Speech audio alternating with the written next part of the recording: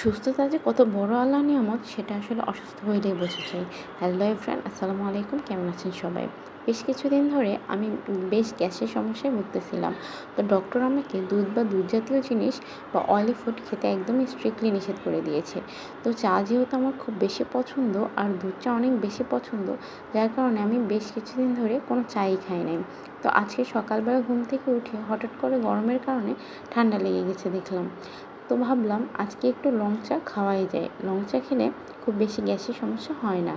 আর রং চা করার পরে আমার মনে হলো কালকে তো ব্রেড রেখেছিলাম, ব্রেডটা আছে। ব্রেডটা কিন্তু আমি পুরাটাই হোমমেড বানিয়েছি। আমি বানিয়েছি নিজ হাতে। আর ব্রেডটা কিন্তু একদমই পারফেক্ট হয়েছে। তো ব্রেডটা যেহেতু ছিল, ভাবলাম আজকে চা দিয়ে ব্রেডটা একদম সুন্দর ব্রেকফাস্ট হয়ে যাবে আমার। আর ব্রেড দিয়ে চা খেতে কিন্তু বেশ দারুণ লাগে।